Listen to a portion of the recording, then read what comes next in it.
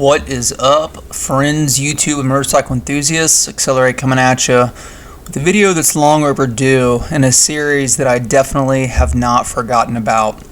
As many of you have commented on the Rider Fitness series, I really appreciate the feedback. I want to continue to do more videos on this series simply because it's something that's really near and dear to my heart.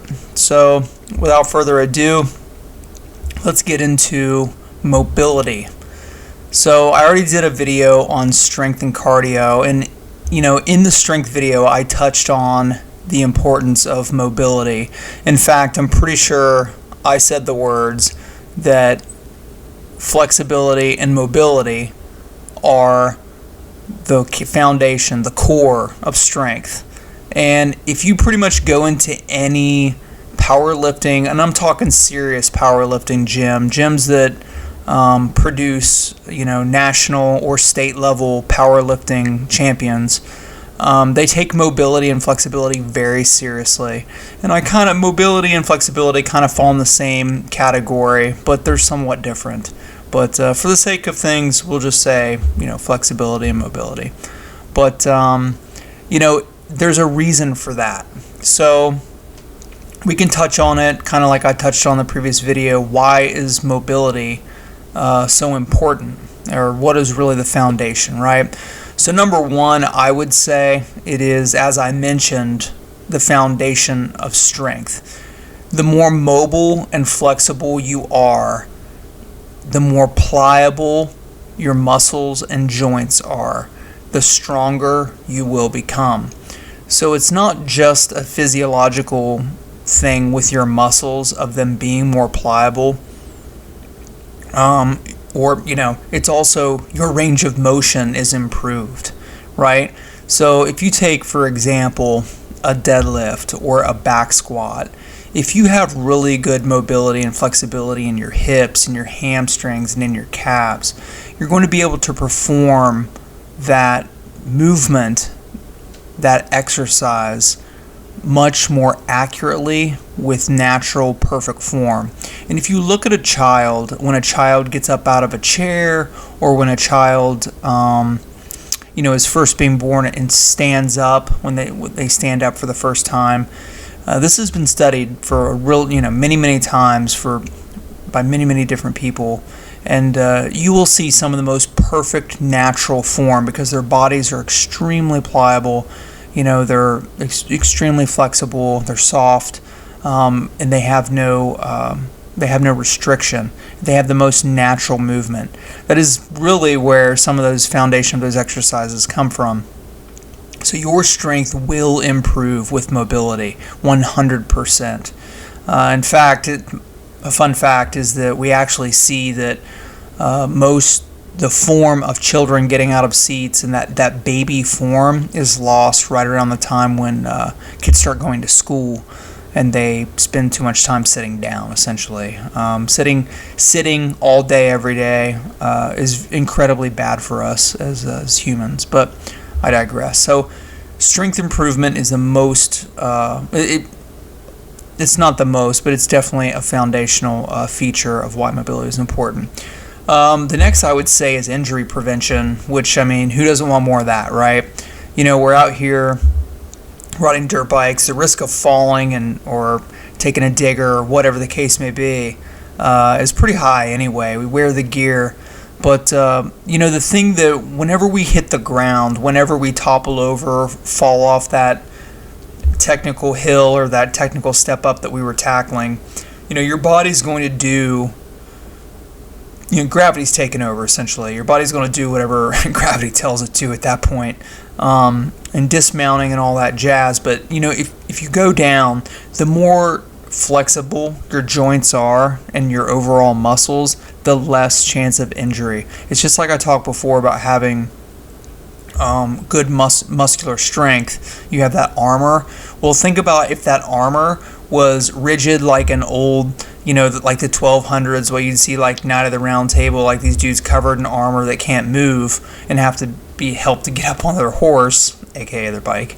Or you think of someone with like this like flexible dragon scale like ghillie suit type of armor. That's what it means to really have flexibility and mobility whenever we're doing athletic type sports, and that's exactly what dirt bikes and riding and racing are. So injury prevention is absolutely huge.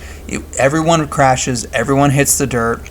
So whenever that happens, when your joints are used to going farther and your muscles, tendons, ligaments are used to being stretched and you're not tight and bound up and knotted up, then the chance of you pulling something or even breaking something for that matter is much less.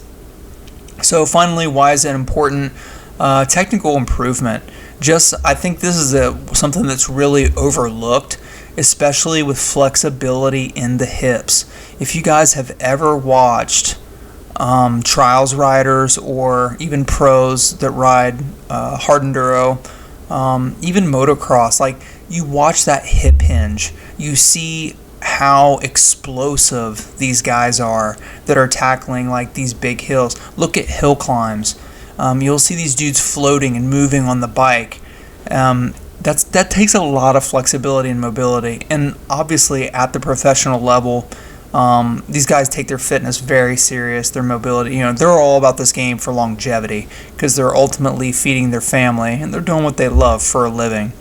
So the days of back in the day when these guys just kind of partied and didn't really take it too serious and didn't work out, didn't really work on fitness and recovery and that stuff. Those days are gone. Once a sport becomes more popular, like hard enduro and dirt bike riding, and obviously motocross is on a completely different level, these guys take it serious. And mobility is definitely one of the things that you can expect. If your mobility improves, that your technique will improve. You will be more fluid on the bike. Just real quick, before I move into how to improve your mobility, I want to let you guys know I hit 500 subscribers. So that's really awesome. And I want to thank everyone that has subscribed to the channel. You'll notice I don't really ask for subscribers. I don't really say hit a like or any of that stuff. It's just not really what I do. So nonetheless, it is much, much appreciated for the guys that and gals out there that have subscribed. I really appreciate the support. I enjoy making the videos. So the next thing is moving into how to improve your mobility and flexibility. So this stuff is really important, and I'm not really going to tell you guys anything that's not really known for the most part. If I would ask 50 strangers walking along the street how they think they can improve their mobility, they would probably say start stretching, right? And then you may also hear, well, do some yoga. Well, let's be real, that's really, really true.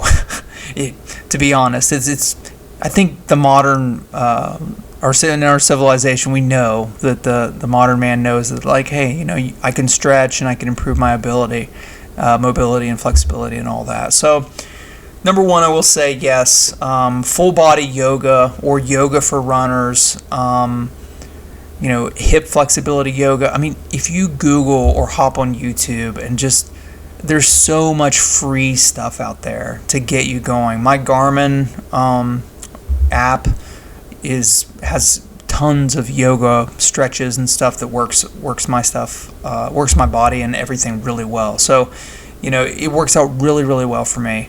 The one thing about yoga that people are kind of shy away from is a little bit like there is like a spiritual side to it.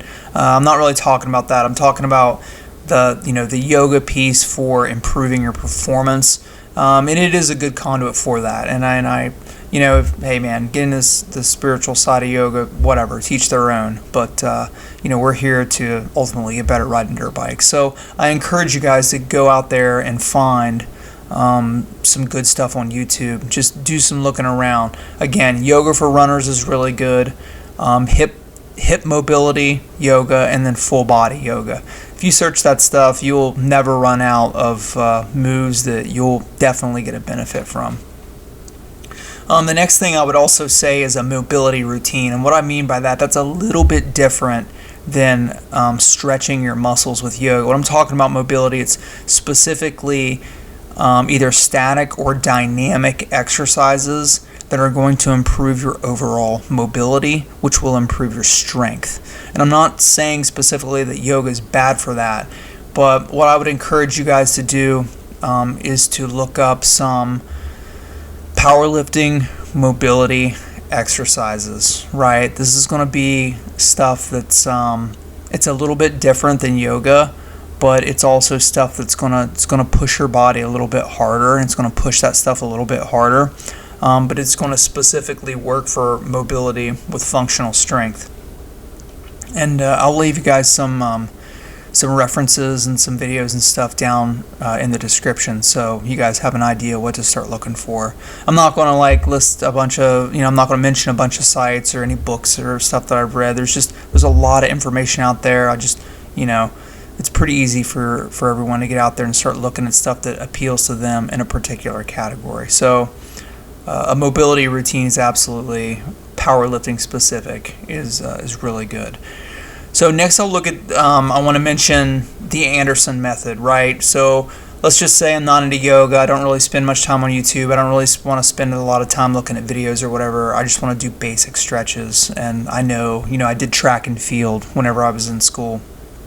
So no matter how you stretch, there is one particular technique that will always be, it's literally been proven that it is the superior technique to get more flexible, to be able to stretch farther the fastest, and that is the Anderson method. And what this Anderson method is, that's been proven, is essentially for 30 seconds, let's just say I'm doing a hamstring stretch, right? I'm sitting on the floor and I'm going to reach and touch my toes with a somewhat flat back. I'm reaching to deliberately stretch my hamstrings.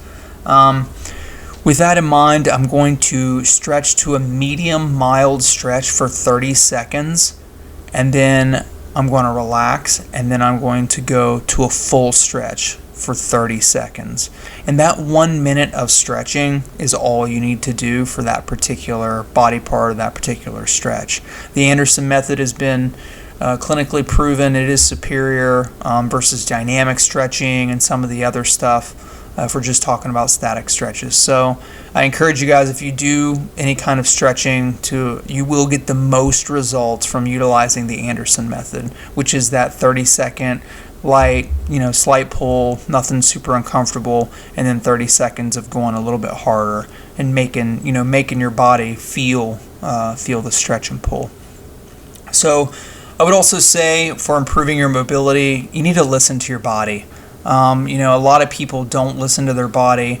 We get really wrapped up, I think, particularly, I love my country, but we're a country of badasses, right? So, 1776 pretty much proved that. So I will say that we do get a little bit wrapped up in the machoism and the going hard and, blood, sweat, and tears, I'll die trying, that type of mentality. And whenever it comes to fitness, whether it's the other things that I've talked about, and mobility and flexibility is no different, we have to listen to our body. If you're not hydrated, if you're not properly warmed up, if you've had this nagging injury that's been kind of bothering you, that's not really always the time to start pushing yourself. So I would say listen to your body, and find that also everyone is different. Every person is different. And so, what routine may work for me, I predominantly have tight hips. It mostly comes from sitting a lot. I have a desk job. Probably 70% of my professional career is done sitting down at a keyboard. So, that's a problem. Other people may not have that issue. They may have a lot of calf tension or a lot of neck issues from an old nagging injury or whatever the case may be. So if you want to get to the next level, obviously you can look at a physical therapist and then also performance coaches and things like that. But just, again, basic information, basic research can definitely help your flexibility and mobility. All right, guys, so that pretty much wraps it up. Nothing super fancy, nothing super crazy with slides and stuff. This is actually just what you guys have been watching is my I think it's about a lap, or my last lap at the SEER Groundhog Extreme race. So I had this footage. I didn't use all of it, so it's just mostly running there. And what, obviously using a race as background, just, footage for the fitness series is something that I think it's absolutely fitting, because, I've been taking racing more seriously, and after I get this carpal tunnel surgery, we're going to be full-blown ready to rock and roll for 2023, and maybe get a couple races in 2022 done, depending on how my recovery goes.